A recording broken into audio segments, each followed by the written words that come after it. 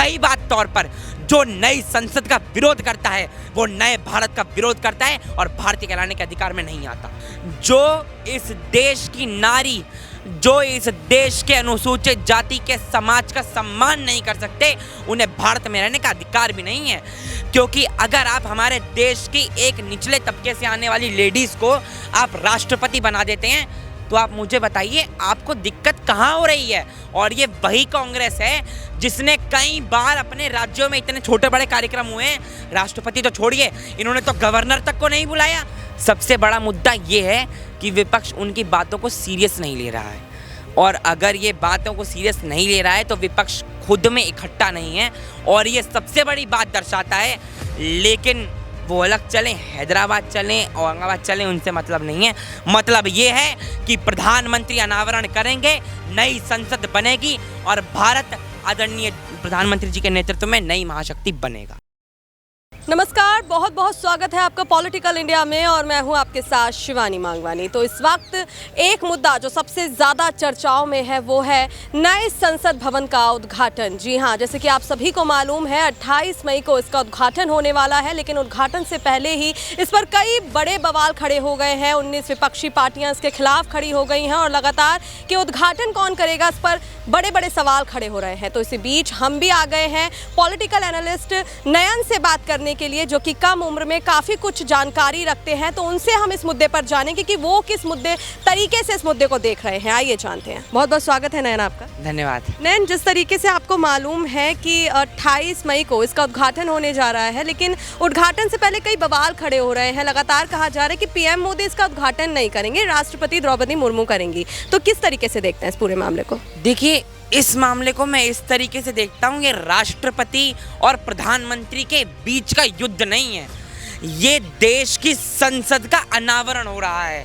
और जब देश की संसद का अनावरण होता है ना, जब घर में कोई नई चीज़ आती है या जब लोग नए घर में जाते हैं तो वहाँ तालियां और खुशियाँ होती हैं, वहाँ लड़ाई नहीं होती। वहाँ ये नहीं देखा जाता कि इस घर के मुखिया करेंगे या इस घर का ये करेंगे या इस घर का ये करेंगे।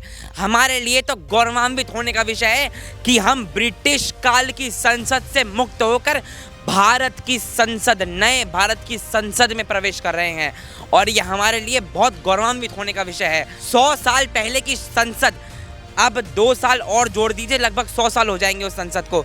मतलब 100 साल पहले की वो संसद, उसे हम ढोएं और उसे ये कहकर लगाएं कि वो अंग्रेज़ों ने हमारे लिए बनाई थी। क्या हमारा देश इतना ज़्यादा कमज़ोर हो चुका है कि हम अंग्रेज़ों की द्वारा दी गई चीज़ों का इस्तेमाल करेंगे? कदापि नहीं। ये मोदी राज और योगी राज का भारत है, यहाँ ऐसा कार्य नहीं हो सकते। इसीलिए हमारी सरकार ने सेंट्रल विस्टा प्रोजेक्ट के तहत 900 करोड़ में, मात्र 900 करोड़ में नई संसद और नई कई डिपार्टमेंट्स और नई अनावरणों का निर्माण किया, क्योंकि ये नए भारत और अखंड भारत का प्रतीक है। ये कोई विपक्षी दलों का संवेदना या उनका मेला नहीं है। नयन, जैसे कि आपने कहा, तो वहीं कहीं ना कहीं जैसे कि आप जानते हैं 19 विपक्षी पार्टियां इस फैसले के अगेंस्ट खड़ी हो गई हैं। तो किस तरीके से आप देखते हैं और उन विपक्षी पार्टियों को आप क्या जवाब देना चाहेंगे? 19 विपक्षी पार्टियों में कौन कौन है? ममता बनर्जी, असदुद्दीन ओवैसी, अरविंद केजरीवाल, टीएमसी, ये वो फलाना ढिमकाना। मतलब आप मुझे बताइए, आप अगर देश की संसद का सम्मान लेकर नहीं देख सकते तो फिर आप भारतीय कहने के अधिकार में नहीं आ सकते। और हमारे आज ये बताइए, फ्यूचर डिप्लोमेसी में 6 दिन के लिए भारतीय प्रधानमंत्री नरेंद्र मोदी जी विपक्ष देश का दौरा करते हैं। वो ऑस्ट्रेलिया जाते हैं, जो पपुआ न्यू गिनी में जाते हैं और सिडनी में जाते हैं, जो ऑस्ट्रेलिया के अंदर ही पड़ता है। वहाँ पर ऑस्ट्रेलियाई प्रधानमंत्री उन्हें द बॉस कहकर संबोधित करते हैं।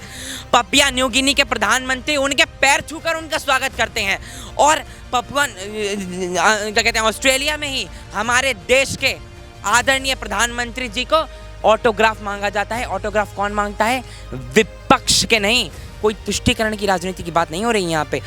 वर्ल्ड की सबसे बड़ी महाशक्ति कहे जाने वाले अमेरिका के राष्ट्रपति खुद बोलते हैं कि आप हमारे देश में सबसे ज़्यादा लोकप्रिय हैं।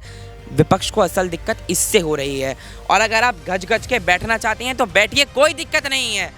और मेरे पास कुछ तथ्य हैं, मैं उन तथ्यों को भी आपके आगे रखूंगा, बस मुझे थोड़ा सा समय दीजिए। जी बिल्कुल, मैं आपको समय दूंगी। कांग्रेस की पूर्व लोकसभा अध्यक्ष मीरा कुमार ने नए संसद भवन को मंजूरी दी थी। वर्ष 2012 था, नई संसद भवन का निर्माण होता। उस समय प्रधानमंत्री थे मनमोहन सिंह, पार्टी थी कांग्रेस। उस जब नई संसद भवन का अनावरण होने के बारे में उस टाइम पे बात हो रही थी कि बनाया जाए, अनावरण तो मोदी जी के कार्यकाल में मोदी जी ने बनाया है, तो उस समय 35,000 वर्ग किलोमीटर 35,000 वर्ग मीटर में इसका क्षेत्रफल था, यानी तकरीबन 3.5 किलोमीटर में।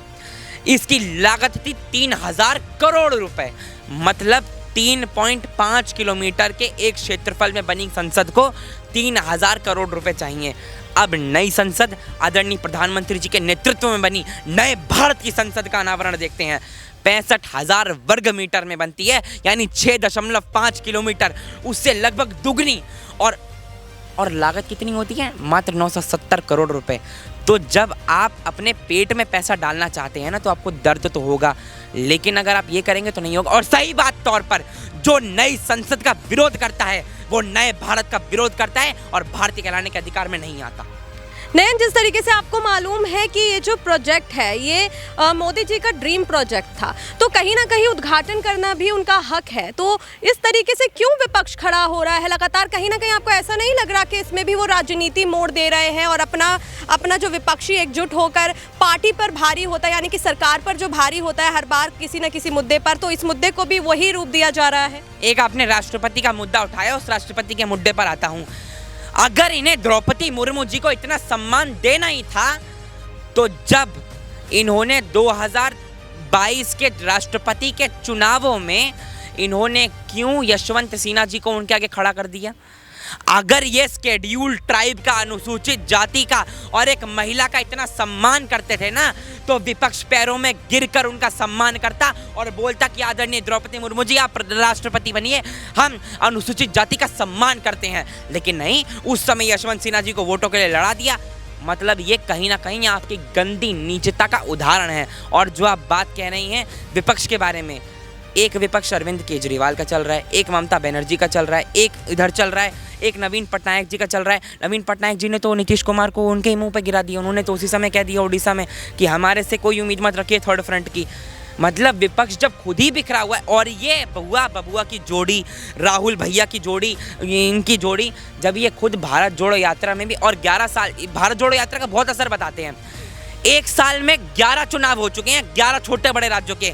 इन 11 छोटे बड़े राज्यों के चुनावों में 8 में बीजेपी की जीत हुई है। तो आप मुझे बताइए कि असल में इनका कितना बड़ा फैक्टर बन रहा है। देखिए, अभी आपने द्रौपदी मुर्मू की बात की और चुनाव की भी बात की, तो जिस तरीके से अभी जो लोग कह रहे हैं कि आदिवासी समाज की जो है बेइज्जती हो रही है, द्रौपदी मुर्मू को ना ये उद्घाटन का हक देना, ये बहुत गलत है, द्रौपदी के साथ जो है अन्याय हो रहा है। लेकिन ये वही लोग कह रहे हैं जब चुनाव था तो द्रौपदी मुर्मू को जब पीएम मोदी ने राष्ट्रपति की जो उपलब्धि है वो दे दी थी, तो उस पर बोल रहे थे कि आदिवासी महिला को इतना बड़ा राष्ट्र सौंप दिया है, राष्ट्रपति बना दिया है, तो ये बहुत गलत है। तो क्या कहेंगे कि दो तरीके से इसको देखा जा रहा है कि जो विपक्ष है वो अपना जो है रुख जो है लगातार मुद्दों के अकॉर्डिंग बदल रहे हैं, क्या कहेंगे इसको? अधीर रंजन चौधरी, कांग्रेस का वरिष्ठ नेता, लोकसभा का नेता प्रतिपक्ष, बताए कि उसने राष्ट्रपति पर क्या टिप्पणी करी थी और क्यों स्मृति ईरानी जी उस पर भौराई थी, इसका उत्तर दे। दूसरा विषय, जो इस देश की नारी, जो इस देश के अनुसूचित जाति के समाज का सम्मान नहीं कर सकते, उन्हें भारत में रहने का अधिकार भी नहीं है। क्योंकि अगर आप हमारे देश की एक निचले तबके से आने वाली लेडीज को आप राष्ट्रपति बना देते हैं, तो आप मुझे बताइए आपको दिक्कत कहाँ हो रही है? और ये वही कांग्रेस है जिसने कई बार अपने राज्यों में इतने छोटे बड़े कार्यक्रम हुए हैं, राष्ट्रपति तो छोड़िए, इन्होंने तो गवर्नर तक को नहीं बुलाया, राष्ट्रपति तो बहुत दूर की बात है। और जब हम तुलना करते हैं ना, तो राष्ट्र अध्यक्ष राष्ट्रपति होता है, प्रधानमंत्री जी का कार्यालय अलग होता है। प्रधानमंत्री मानते हैं राष्ट्रपति सर्वोपरि हैं, लेकिन प्रधानमंत्री जी और उनमें थोड़ा अंतर है, उनके क्राइटेरियाज को भी इस हिसाब से देखा जाएगा। आपने जिस तरीके से बताया, मैं कहीं ना कहीं इससे सहमत भी करती हूँ, और मैं आपसे अगला सवाल अपना करती हूँ कि देखिए, ये तो पता है कि विपक्ष जो है नहीं चाहता कि पीएम मोदी इसका उद्घाटन करे, लेकिन क्यों नहीं चाहता, ये सबसे बड़ा सवाल है। इस बीच बहुत तरीके के सवाल भी उठ रहे हैं, जिसमें से एक सवाल ये है कि जैसे कि 28 मई को जो है उद्घाटन होने राष्ट्रपति अधीर रंजन चौधरी मुझे बताएं, उन्होंने राष्ट्रपति क्यों कहा था? क्या वो किस राष्ट्र की पत्नी का बात कर रहे हैं? वो अपनी इटली वाली राष्ट्रपति की बात कर रहे हैं भैया कठोर शब्द हो सकते हैं, होंगे, लेकिन अगर आप देश की राष्ट्रपति के सिर्फ अपनी राजनीति के लिए खिलौना समझेंगे तो हम उस खिलौने बनाने वाले आप जैसे नेताओं को तार तार करके छोड़ेंगे, लेकिन हम राष्ट्रपति की अभिमानना के साथ खिलवाड़ नहीं होने देंगे। माफ कीजिए। मैं दोबारा से अपने सवाल पे आती हूँ। मैं बात कर रही थी कि जिस तरीके से इसको कई मोड़ दिए जा रहे हैं, सवाल उठ रहा है कि क्यों विपक्ष खड़ा हो रहा है, क्यों पीएम मोदी इसके नहीं चाहता कि उद्घाटन करें। तो इस बीच ये सवाल उठता है कि वीर सावरकर का 28 मई को जन्म दिवस है, तो कहीं ना कहीं कांग्रेस क्या इस वजह से नाराज है कि वीर सावरकर को इतना इंपॉर्टेंस क्यों दिया जा रहा है, उस दिन क्यों उद्घाटन किया जा रहा है, क्या कहेंगे? वीर सावरकर जी हिंदुत्व के परोहा थे। उन्होंने अंग्रेजों को नानी याद दिला दी थी। आप मुझे बताइए, जो अंग्रेज टू बर्थ थ्योरी में बिलीव नहीं करते थे, जिनके अनुसार मौत के बाद कोई जीवन नहीं होता था, उनके अंग्रेजी जज ने सावरकर को 2 लाइफ इम्प्रिजमेंट की सजा कैसे सुना दी? आप मुझे बताइए कि जो अंग्रेज इस चीज में बिलीव नहीं करते थे, वो क्यों चाहते थे कि सावरकर 2 जीवन तक जेल में रहे, मतलब मौत के बाद, उसके बाद एक और जीवन। मतलब अंग्रेज भी ये थ्योरी मानते थे, हिंदुत्व थ्योरी। खैर वो तो अलग क्राइटेरिया हो गया, उसे तो छोड़ दीजिए, वो तो सिस्टम चलता आ रहा है। पहले वो कुछ और थे, अब कुछ और बनते जा रहे हैं, पजामे में नाड़ा गीला हो जाता है। लेकिन जिस तरीके से अंतर आप बता रहे हैं, वह अंतर बहुत स्पष्ट है। हम नई संसद का अनावरण करेंगे क्योंकि ये हमारे देश की सर्वचेतना और हमारे देश की अखंडता का विषय है। हम विपक्ष को, आप आइए, आपको सादर निमंत्रण है, हमने सबको सादर निमंत्रण दिया है। आप भी संसद के सम्मानित सदस्य हैं, हम भी संसद के सम्मानित सदस्य हैं, जो हमारे भारतीय जनता पार्टी के सांसद हैं, लेकिन औकात में और विषय में। देखिए, अभी मैंने वीर सावरकर का जवाब वीर सावरकर जी का मैं आपके बारे में बता देता हूँ, माफ कीजिए मैं भूल गया। वीर सावरकर जी का प्रश्न ये है कि 2 लाइफ थ्योरी के बारे में मैंने आपको बताया। जिन अंग्रेज जब उन्हें देखते थे ना, उनकी पैंट गीली हो जाती थी। जब उन्हें खाना देने अंग्रेज आते थे ना, आप मुझे बताइए, एक इंसान को अंग्रेज काला पानी की सजा क्यों देंगे? अंग्रेज उन्हें काला पानी की सजा इसीलिए देंगे ना भैया, क्योंकि अंग्रेज उसे थर थर कांपते थे। सावरकर जी ने तो गौ हत्या पर रोक लगाने तक की बात कही, कांग्रेस उसे तो नहीं मानती। सावरकर जी और गांधी जी के बीच में कई बार बातचीत हुई है और दोनों एक दूसरे के साथ काफ़ी अच्छे टॉक शेयर करते थे। कांग्रेस इसे तो नहीं मानती, वो तो सिर्फ अपने वोट बैंक को मानती है। तो आप कहीं ना कहीं मानते हैं कि इसलिए ऐसा कांग्रेस कर रही है? ये भी एक बहुत बड़ा मुद्दा है, लेकिन सबसे बड़ा मुद्दा ये है कि ये उनकी राजनीति को सूट करता है। ये तुष्टीकरण की नंगी गंदी भद्दी राजनीति को सूट करता है।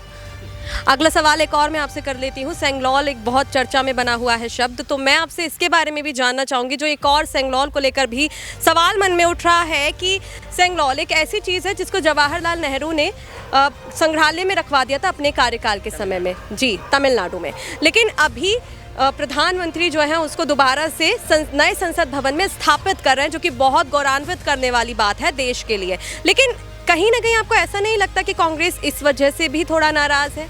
क्योंकि उनके जो पूर्वज ही हम कहेंगे, उनके पूर्वजों ने उनको संग्रहालय में रखवा दिया था, लेकिन प्रधानमंत्री ने उनको दोबारा पुनर्स्थापित कर रहे हैं। किस तरीके से देखते हैं इसको?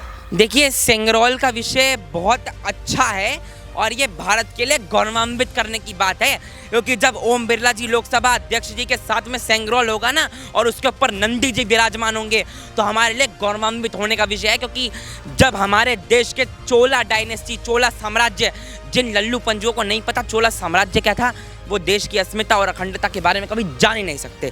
चोला साम्राज्य क्या था? चोला साम्राज्य में भैरव का बहुत अच्छा विषय था।